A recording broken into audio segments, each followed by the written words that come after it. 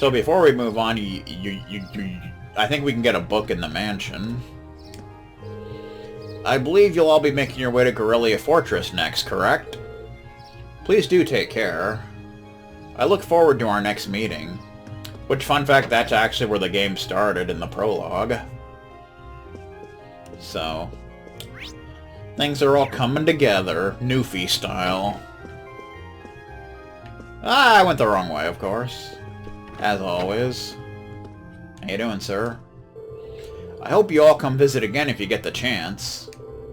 I'll have plenty of food ready for whenever you do. Take care on your journey back, Lady Laura. Nice. Ba-ba-ba-ba-ba! We're not loving it. How you doing? Oh yes, please take this book with you for your journey. It's apparently quite the interesting read, so I'm hoping it'll help the long train ride pass more quickly. Receive Red Moon Rose Chapter 11. I can't believe that you're already leaving. I can't believe it's not butter. I feel as though you only just arrived. Please do be careful on your journey home. I look forward to seeing you all again.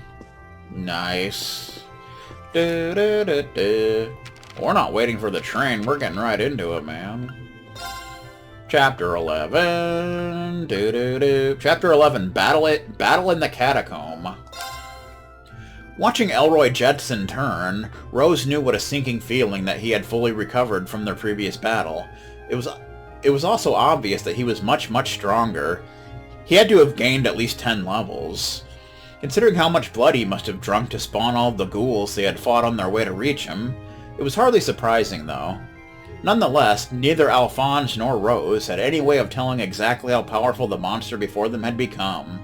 "Where's Luca?" Alphonse shouted. The vampire shrugged as if bored. Who knows? Maybe I'll tell you if you beat me.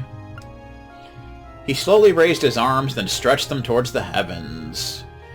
An incredible wave of power erupted from his palms, reverberating throughout the catacomb.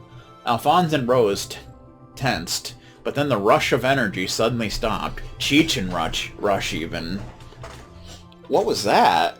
Alphonse asked cautiously. No! Cried Rose. Though the discharge of power had no immediate visible effect, she knew what was coming. Her grip on her sword tightened.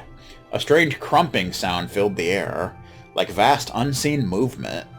Alphonse's eyes darted over the area, trying to find the source of the noise. Near one of the crosses he had noticed earlier, something white caught his eye. It was a skeletal human hand.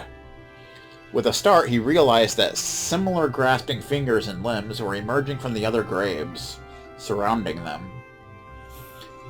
The twitching bones were pushing and clawing at the dirt, and not long after, the bodies they belonged to began to heave their way out of the ground as well.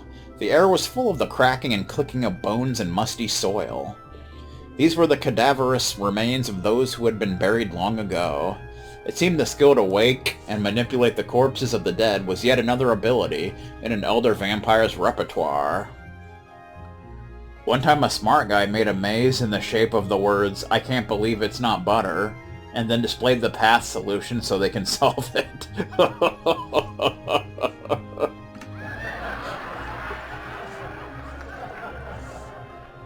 Their new undead foes presented another problem.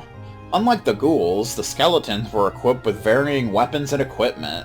Some had axes and others swords, while many wore helmets and several had shields. Judging from all the armament on display, it seemed safe to assume that those who were buried in this particular catacomb had all been warriors, or those who had fallen in battle and got game over screens. Alphonse drew his sword, his back against Rose's. They were completely surrounded. Ha ha ha ha! What incredible power! Elroy's shriek of laughter cut like a knife through the shuffling of withered feet and creaking of rotten leather. His expression was suffused with ecstasy as he surveyed his handiwork Brosentia style.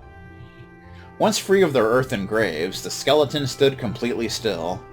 Unlike the ghouls, who operated entirely on the instinctive desire planted within them, the skeletons were soldiers in the truest sense of the word.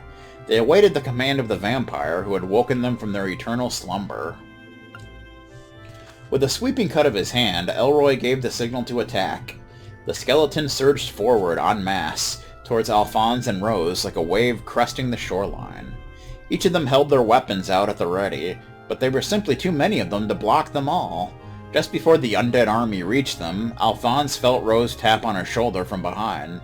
Instantly understanding what she was trying to tell him, he swiftly crouched to the ground. As Alphonse ducked, Rose jumped high into the air. She twisted the upper half of her body, her right arm stretched over the left side of her torso. With a powerful swipe, she swung that arm back to the right, her body making almost a full rotation. The motion lent even greater power to her swing as she whipped her Templar sword around in a scything arc. The heads of the closest skeletons exploded into a fine white powder as the segmented blades made contact.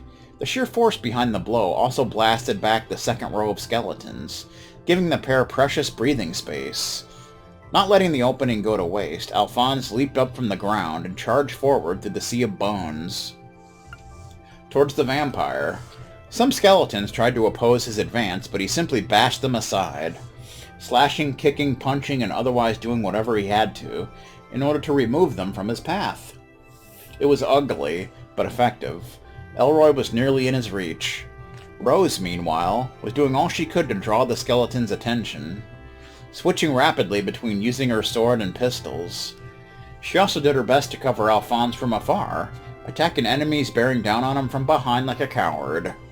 "Why, Elroy? What happened to you?" Alphonse cried over the clamor of battle. "What happened to you, man? You used to be cool." As he smashed his way through the legion of skeletons, he couldn't help but wonder how the two of them had come to this point to begin with. They had first met several years before when Alphonse joined the Imperial Army. Elroy had been an orphan, who had lived in poverty before being scouted out for the military by Gerard for his exceptional skill with a sword. As such, the two of them shared a lot in common. While Elroy didn't even know who his parents were, they were both orphans, and they were both saved from solitude by Gerard. They soon felt an affinity towards one another, becoming good rivals and aiding each other in improving their skills, playing a lot of EDF together. Yet at some point after that, the relationship took a turn for the worse. Even so, Alphonse still saw Elroy as a comrade and respected his strength and skill, no matter how many times Elroy acted unpleasantly or coldly to him. That feeling never changed for him, and that was why, even now, after all he had seen and done, he still couldn't bring himself to believe that Elroy was a vampire.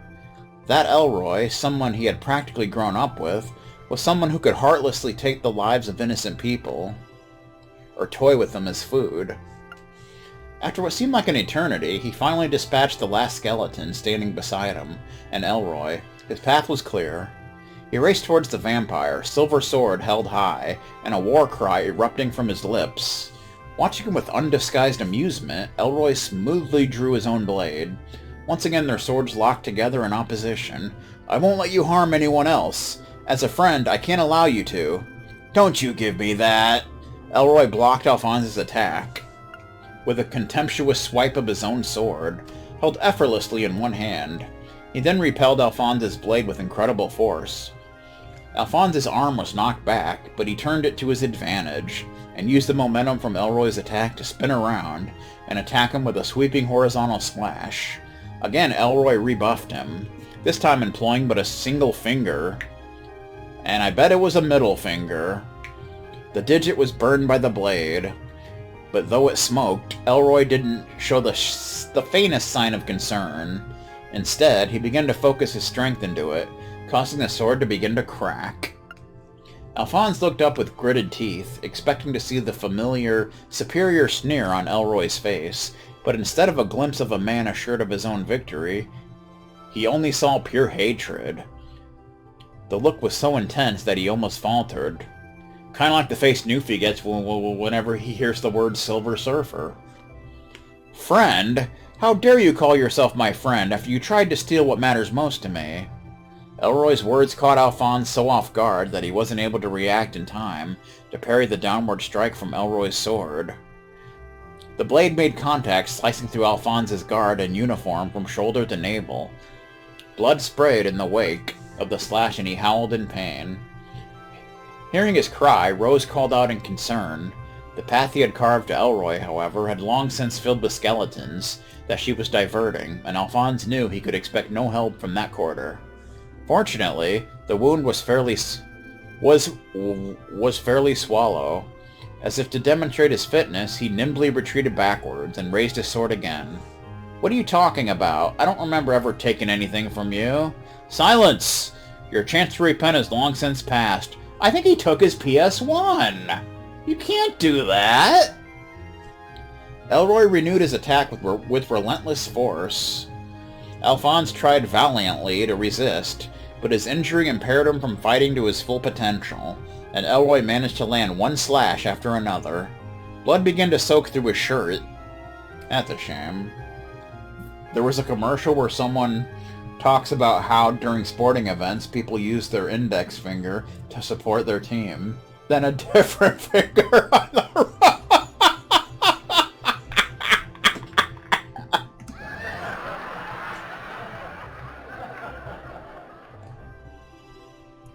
Though all superficial, the number of wounds on his body increased steadily, and he began to feel lightheaded.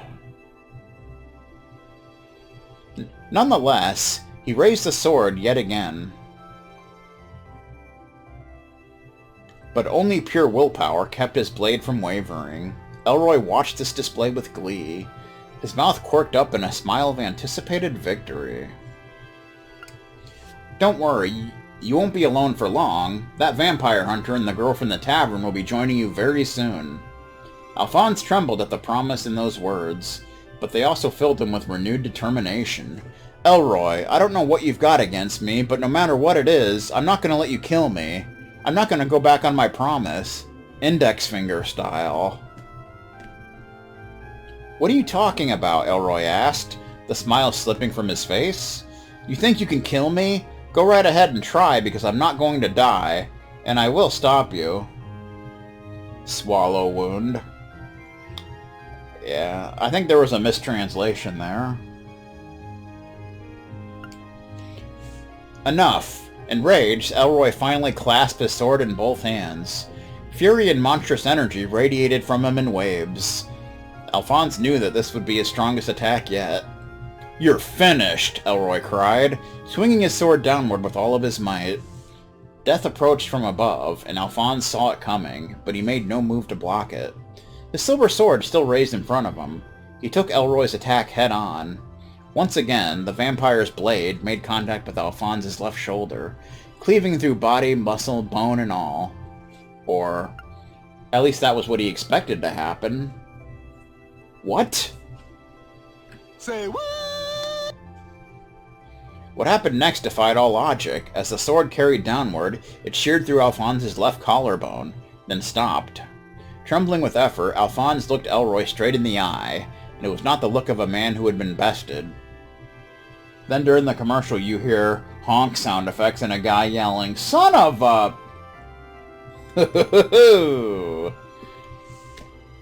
Alphonse hadn't decided to not defend against Elroy's attack. Instead, he had resolved to receive it, and focus his concentration to its limit. The moment the blade entered his body, he had suddenly stiffened all of his muscles, thus allowing him to halt the sword's advance. Elroy was stunned by what had happened. The outcome was just so far removed from the victory he had envisioned that he could only gape at the other man. And it was that shock that Alphonse had been courting. It was the opening he had so desperately created. Ha! Ignoring the pain surging through his body, Alphonse prepared his strike. Elroy released his own sword's hilt. Unable to free the blade embedded in Alphonse's shoulder, he took a half step back. Weaponless, defenseless. The tip of Alphonse's silver sword flew forwards, piercing the vampire straight through the chest. As it sank deep and true, the catacomb fell silent. With a dry sound almost like a sigh, the skeletons Rose had been fighting crumbled to the ground. Finally free from the need to fight against them any longer, she stopped and turned to Alphonse. She watched in mute astonishment as Alphonse withdrew his sword from the vampire's chest. Elroy dropped to his knees and then collapsed. His enemy defeated. Alphonse then turned his attention to himself. With clenched teeth, He pulled out the sword that had been embedded in his left shoulder. Blood spurted in a bright arc as he freed it. He tried to stop the bleeding by holding his hand over it, but the wound was just too deep. Blood continued to flow out between his fingers. Index fingers, even. Maybe I overdid it. A little, he said a bit unsteadily. Rose sighed. You truly are unbelievable. She picked her way over to him, carefully sidestepping bones and weapons in her path. Gently, she placed a hand over his, and Alphonse felt a warm sensation suffuse his body. She was using her thaumaturgy to heal his injuries. You only have one life, she chided him. You shouldn't treat it so carelessly. I always knew that you were foolish, but perhaps foolish, idiotic, imbecile is more appropriate. Despite the admonishing tone of her words, Alphonse could tell from her face just how relieved she was that he was all right. Feeling somewhat guilty for worrying her so much, he watched as his wound rapidly began to close, while her thaumaturgy could only heal physical wounds, and not restore his lost stamina. It was still more than sufficient as first aid. Suddenly they heard a soft groaning sound from nearby. It had come from Elroy, who was looking up at the ceiling with a vacant expression. His skin had begun to crack and slowly crumble away. He seemed to be trying to say something, but his voice was so quiet that it was impossible to make out. Rose slowly drew one of her silver pistols and pointed it at Elroy's head. Alphonse started. What are you... His fate is sealed regardless, but I can't allow him to pass like this. There wasn't a moment to waste.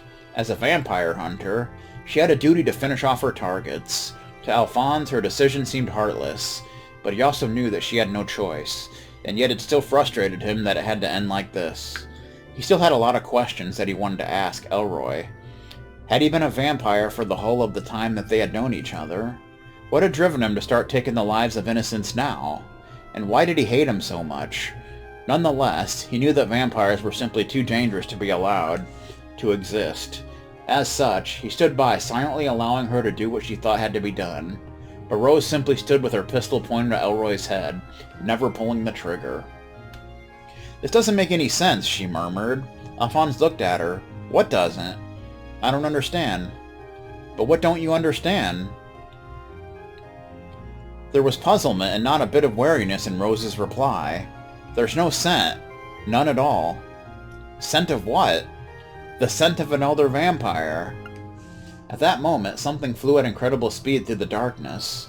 Two long, narrow objects, made up of filthy black blood, flashed towards them in a blur. Rose, who sensed their approach first, immediately pushed Alphonse out of the way.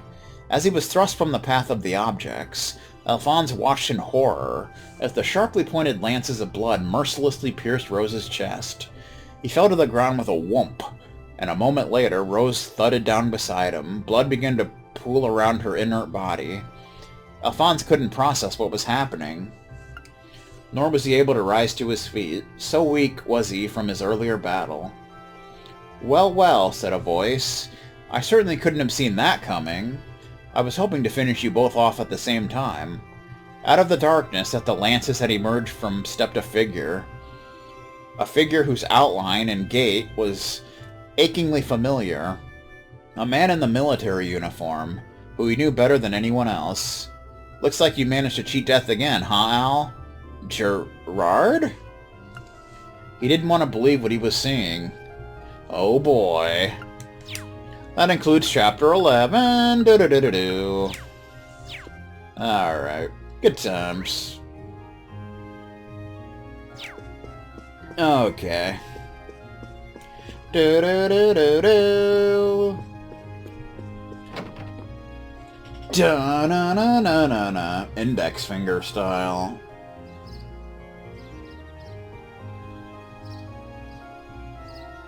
Do-do-do-do-do.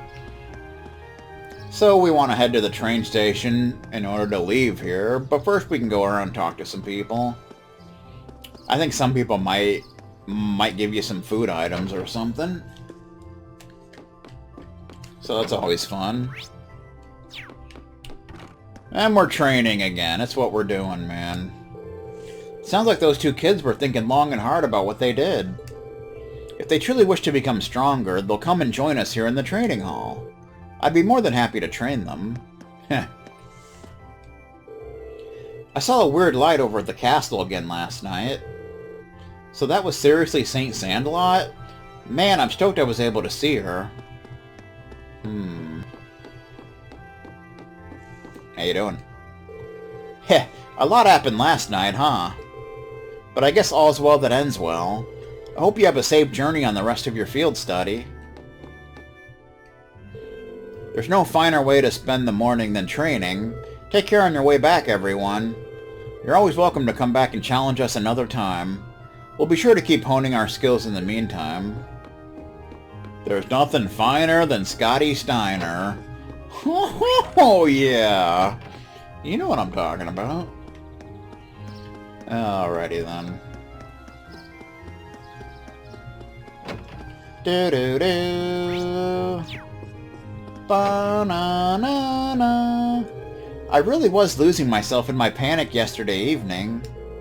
Meanwhile, Father Hamilcar remained calm and collected throughout it all. I never would have been able to calm down were it not for him either. Irresponsible as he may be, perhaps there's more to him than meets the eye. Perhaps. Or maybe there's less. Much, much less. What's this I heard about St. Sandlot showing up last night? I just wish I was there to catch a glimpse of her for myself. Then I'd have plenty of material for my stories. You know, because that's all he cares about.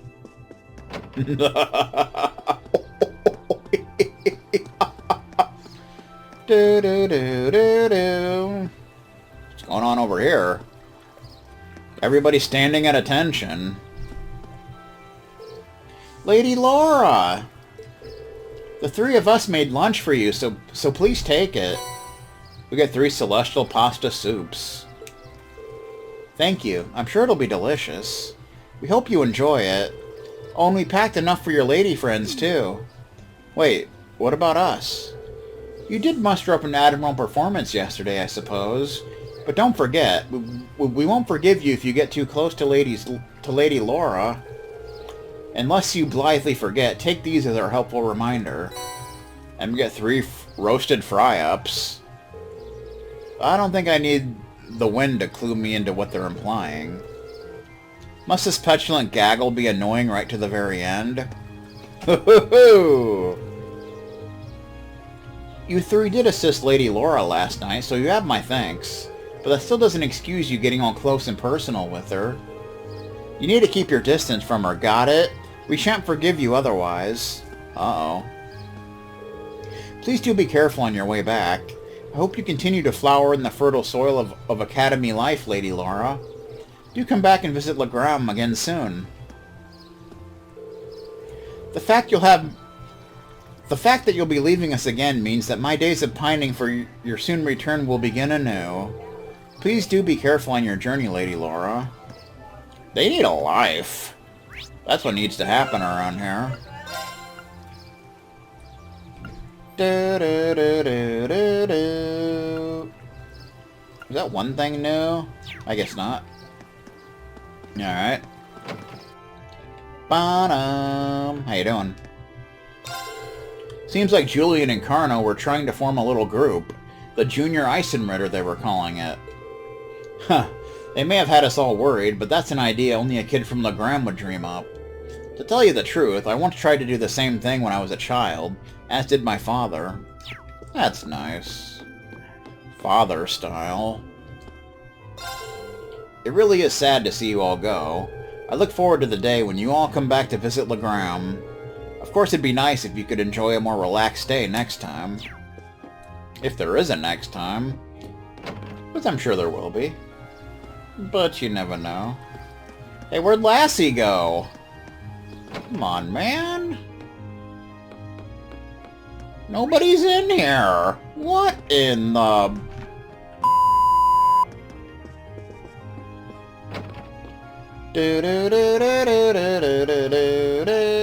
Oh, they're right there! What the beep? How's Steve Peterson's hamburger coming? I'm really in your debt for saving Carno last night. I told him it was dangerous, but he just wouldn't listen.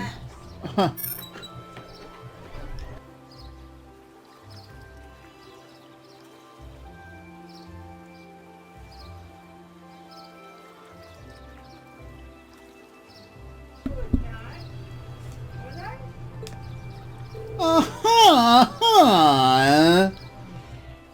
Come on, Mom, I'm fine now. Don't you realize how much I worried about you? I know. So just stop crying, okay? Anyway, thank you so much. Please do be careful on your journey back. It's Pero. Catch you later, doggy. Woof! Woof! Stop it. She's been like this ever since we got back. I'm really sorry for making everyone worry last night. I don't deserve to call myself a man after making my mom cry. He's not a man. He's not 40. Maybe I should just put my junior Eisenritter dreams on hold until I'm a more dependable man. How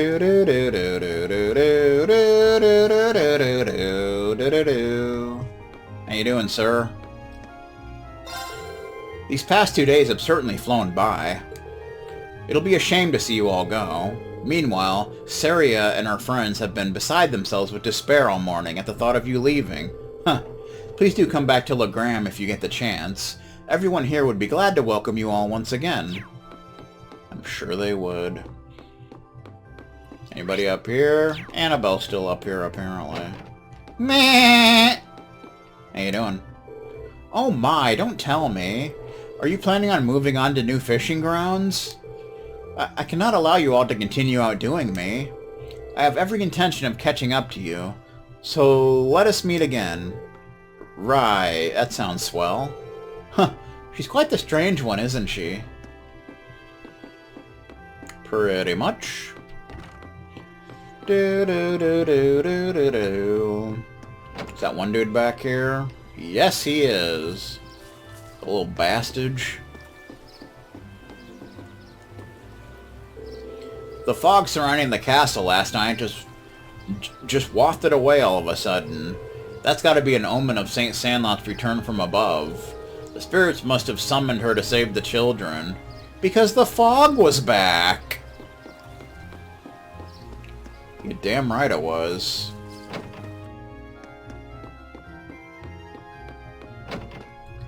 Ba-da-da.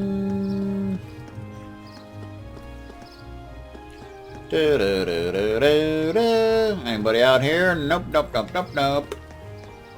Nobody's out here. Do-do-do-do. How you doing? I really can't thank y'all enough for last night. I've given this fool the scolding of a lifetime too, so you don't worry about that.